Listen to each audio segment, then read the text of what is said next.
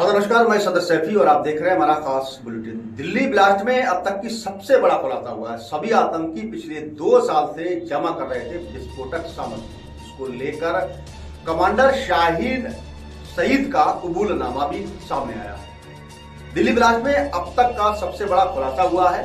आतंकी जैश ए मोहम्मद की महिला wing commander doctor Shaheen Saeed ने जांच एजेंसियों को पूछताछ में ये बड़ा खुलासा भी किया है। जैश ए मोहम्मद की महिला कमांडर डॉक्टर शाहीन ने पूछताछ में कबूल किया है कि वह उनके साथी 2 साल से भारत में बड़े आतंकी हमले करने की साजिश कर रहे थे। कई शहरों में एक साथ दहला देने वाली योजना पर काम कर रहे थे। इसके लिए बड़े पैमाने पर हम सभी मिलकर विस्फोट जमा कर रहे थे। उसने कबूल किया है कि वह और उसके साथी डॉक्टर भारत में बड़े आतंकी हमले को अंजाम देने की साजिश रच रहे थे।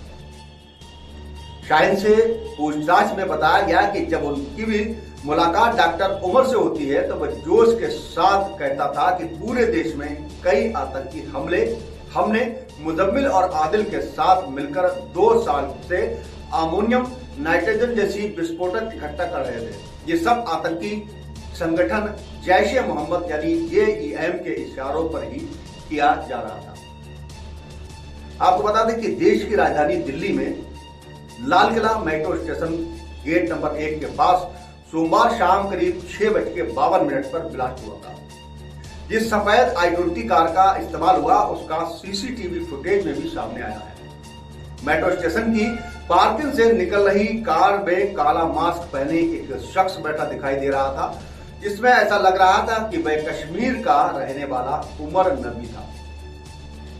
इसी के साथ साथ देश की इतनी बड़ी घटना को लेकर देश के सभी लोग स्तब्ध रह गए, क्योंकि अचानक हुए विस्फोट से देश में एक दमखम मच गया और पूरा देश अलर्ट पे है।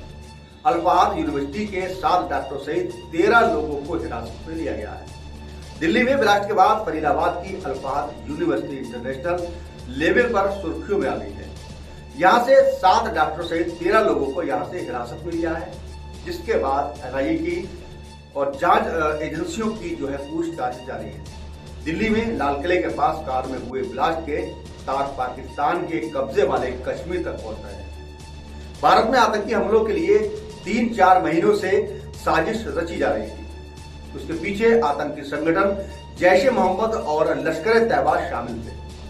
खुफिया एजेंसियों को इसके संकेत POK में आतंकियों के इंटरसेप्ट कम्युनिकेशन के साथ में मिले थे, जबकि जांच एजेंसियों को पता चला कि जैश ए मोहम्मद की महिला विंग कमांडर अक्टूबर से भारत में एक्टिव हो गई थी। इनका मकसद लड़कियों को ब्रेन वॉश करना था। फरीदाबाद से अरेस्ट किए गए 3 डॉक्टर इसी मॉड्यूल पर काम कर रहे थे। इस मॉड्यूल का दिल्ली ब्लास्ट से लिंक होने के सबूत मिल रहे हैं।